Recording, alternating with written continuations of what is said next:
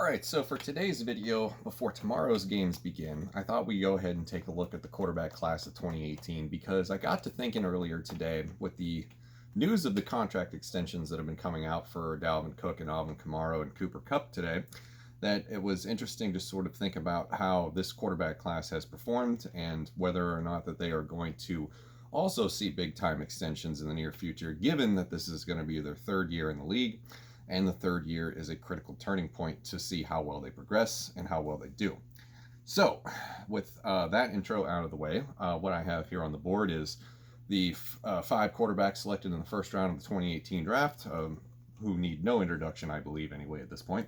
And we'll just go through them one by one and sort of give you my take on what I think has happened since they've gotten into the league and what needs to happen this year and how they can go about doing that. So we start off with the former number 1 overall pick, Baker Mayfield, who's appeared in 30 games this year, 29 starts. Record so far of 12-17. We'll get into that in a minute. 61.5% career completion percentage, 7,552 yards passing, 49 touchdowns, 35 interceptions, 85.9 QB rating for his career with 4 comebacks and 5 game-winning drives. Also, a small note, he's rushed for about 250 yards and 3 touchdowns. I didn't include that on the board because I felt it was insignificant. He is a mobile threat, but he's more of a mobile threat in the sense that Aaron Rodgers is a mobile threat. You know, he's going to beat you with his legs once in a while, but it's not really part of his main repertoire, if you will. So Baker Mayfield came into the league during the Hugh Jackson era while that was still happening. And he's been part of, I don't want to say like bad Browns teams because there's been way worse Browns teams than the ones that have been on the television the past couple of years. But he came into a situation that was already dysfunctional with a head coach that shouldn't have been a head coach anymore. The fact that he survived an 0-16 season and a 1-15 season tells you a lot. And then that head coach ends up getting fired. So, he had a pretty good rookie year once he was able to get in. I believe his rookie year QB rating was like 93 point something. But then the second year with Freddie Kitchens as the head coach, play caller, what have you, he takes a huge step back, ends up with a QB rating in the low 70s. Or no, I think it was like 78. Yeah, it was like 78-ish, so in the high 70s, if you will. And last year was just a complete step back, despite having better weapons, Odell Beckham Jr., Nick Chubb. It just wasn't all, the whole thing just didn't work together. It wasn't a cohesive mesh, if you will. And I think Freddie Kitchens was largely part of that problem, and I think everybody would agree with that he ended up not being the head coach that everybody thought he could be, and he was relieved of his duties after 1 year. So looking forward to this year, very critical, crucial year for Baker Mayfield, as we have seen, you know, the potential that we saw in his rookie season, and hopefully the floor that we saw last year. And with Kevin Stefanski coming in, I do believe, you know, from a perspective as a Vikings fan, that this should be a benefit to Baker Mayfield's progression because he's going to be used a lot with play action rollouts, and there will be a heavy emphasis on the running game, which will allow Baker to take a little bit of stress off of him and open up more passing lanes down the field. So they also brought in Austin Hooper, who will be a formidable tight end in this offense. They run a lot of 2 tight end sets, so you'll have Austin Hooper and whoever else on the other side. I would predict David Njoku, but I'm not all that familiar with the current depth chart after tight end 1, if you will.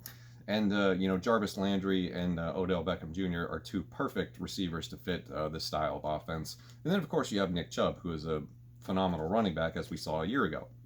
So this year, there are better pieces in place. Kevin Stefanski is probably a much better offensive-minded guy compared to Freddie Kitchens from a year ago. So I think that the Baker has been given the keys to you know, a better chance this year. So I do think things should turn around for him, and he should progress pretty well. Now, the only thing he really needs to just cut down a little bit are the interceptions. You know, 35 in 2 years is quite a bit. So. But other than that, you know, all you have to do is maybe watch the film from last year with Kirk Cousins in Minnesota in the Kevin Stefanski offense, and you'll probably see a lot of what you're going to get this year. Moving on to the number 3 overall pick, Sam Darnold. He has appeared in 26 games, started all 26 of those. Career win-loss of 11-5, 59.9 career completion percentage so far, 5,889 yards passing, 36 touchdowns, 28 interceptions, an 81.1 career quarterback rating, 3 comebacks, 4 game-winning drives, and 1 case of mono. So Darnold missed some time last year with that 1 case of mono. That probably stunted his growth a little bit, but he did pretty well in the second half of the season. Now, up until this point, it hasn't been all sunshine and roses, but at the same time, there's been growing pains, and that's to be expected of a quarterback transitioning into this league. It's expected from all of them, and it really kind of happened to all of them. So at this point, though, we're looking at a Jets team with a roster that is really bad, to just put it bluntly. The talent around him, as far as weapons go, you have an aging Le'Veon Bell. You have the oldest man on the block in Frank Gore. They have Chris Herndon, who's a pretty good tight end. Just a question of whether or not he can play all 16 games. Jamison Crowder is a reliable wide receiver. But there's not much after that. Denzel Mims is a pretty intriguing prospect, but it's debatable how well that rookie wide receivers are going to be able to contribute this year, given the lack of rookie minicamp, preseason games, and just the whole offseason being thrown into a turmoil given the whole COVID situation. So Denzel Mims is basically a question mark at this point. So does that mean that Jamison Crowder gets 170 targets this year and he only throws passes to Crowder and Herndon? I don't know. The good news is that there's going to be ample opportunity for him to have a lot of, sort of situations where he's going to find himself being able to throw the ball down the field, because I believe this team is going to be playing from behind quite a bit.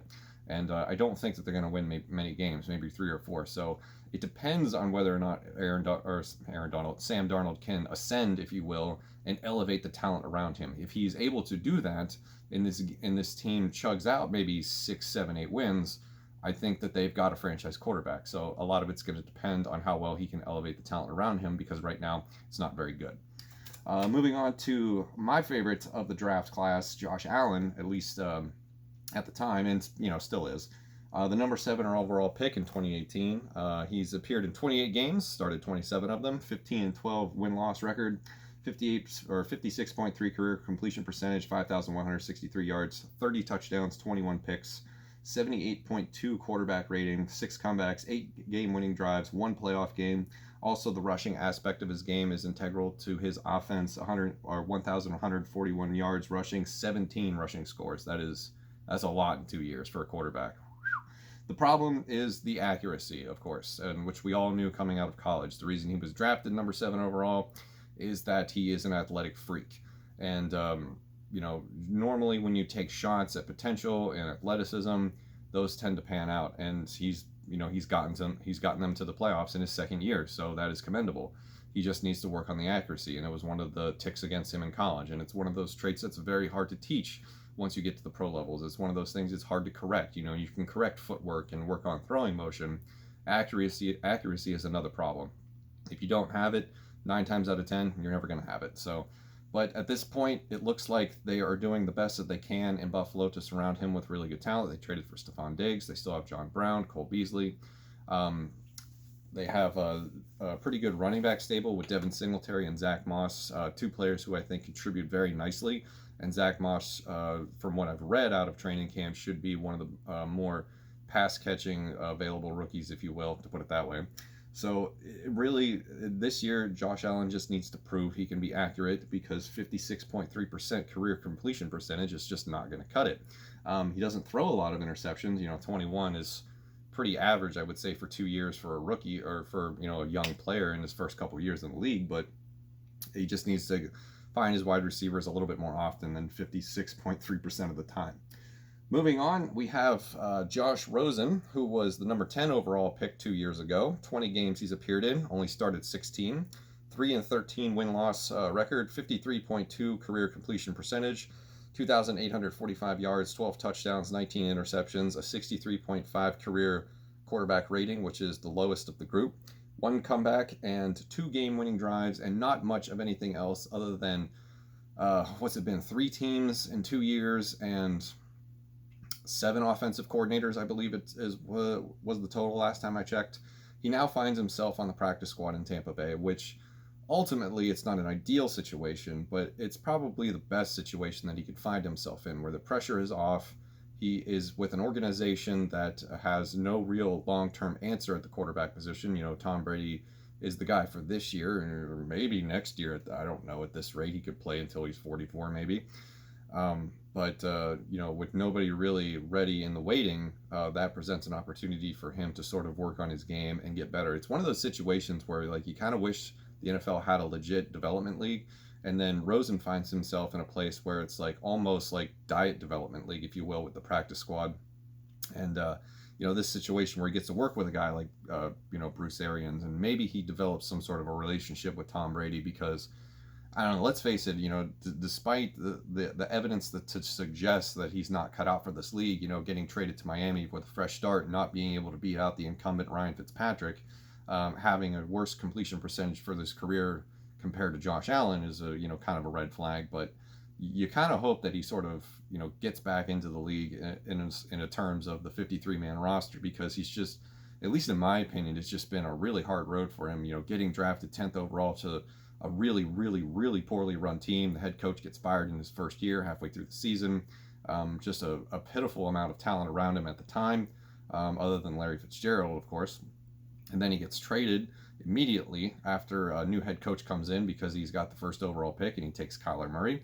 And then the situation is no better in Miami because the talent on that team is just as bad, if not worse. So it's a really hard road, but he hasn't been able to sort of elevate anything around him, and he hasn't proven that he is worthy of a roster spot at this point. So getting straight up cut from Miami may be the last wake-up call that he gets, and this is going to be probably likely his last opportunity, so he's going to have to make the most of it.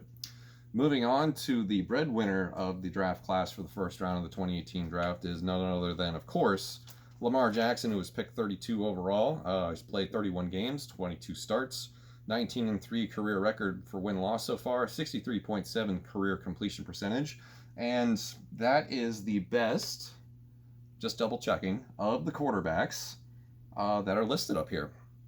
4,328 yards passing, 42 touchdowns, 9 interceptions, 104.7 career quarterback rating over 2 years, 1 comeback, 3 game-winning drives, 2 playoff games, also 1 league MVP. And the rushing aspect is also a probably more integral part of his game than Josh Allen, 1,901 rushing yards and 12 scores over 2 years. The only thing that he really suffers from is criticism about his ability to be a quarterback as opposed to just a gadget quarterback. And just looking at the stats on the board compared to all the ones picked before him, he's done pretty well for himself. And those criticisms are going to exist, fairly or unfairly. There's always, quarterbacks are always worthy of criticism, no matter what their skill set is. But at the same time, it seems like it's just a little bit unfair that they poke at his passing game, because he is definitely a threat with his legs. I guess you could call him maybe Diet Michael Vick without the cannon, the cannon arm, if you will. And he's come into this league and turned it upside down. And what's benefited him has been the personnel and the coaching staff that came with John Harbaugh, or is it, yeah, John Harbaugh, Jim Harbaugh, one of the two, John Harbaugh. I always get them confused for some reason. Who were able to correctly unlock his skill set to be able to, be successful in the NFL. And this is kind of the difference between good coaching and bad coaching, where you have good coaching in Baltimore, as it has been for a while, that is able to tap into the potential that is Lamar Jackson, get him on the field, and put him in a situation where he wins league MVP and this team goes to the playoffs. Compare that to a situation where you put the wrong head coach in Cleveland, and Baker Mayfield has a year where he regresses. So it just goes to show you that it's more than just what can you bring to me in terms of talent on the field. There are integral pieces that need to happen on the coaching staff and the training staff to be able to unlock that potential even further. So as far as Lamar Jackson goes, I think he's pretty well cemented. If he has anything close to this year that he had last year, he'll get a big fat payday as the market continues to be reset with Deshaun Watson, and probably the next one coming up will be Dak Prescott. So that is a look at the 2018 quarterback draft class for the first round quarterbacks. Sam Darnold, I think, is going to be in for the toughest year. Josh Rosen's career is basically on pause right now. Josh Allen and Baker Mayfield have a lot to prove this year. These are two teams who want to get back to and also into the playoffs for the first time in a while. And Lamar Jackson, while there isn't, really any higher expectations than winning a Super Bowl, I think anything short of a conference title appearance probably would be considered a failure. So they are the sexy pick to at least get into and win the Super Bowl this year for the AFC. But the AFC is very top loaded, so it's going to be challenging. So that is my take on this field of quarterbacks from 2018. Thank you for watching. Enjoy the games tomorrow.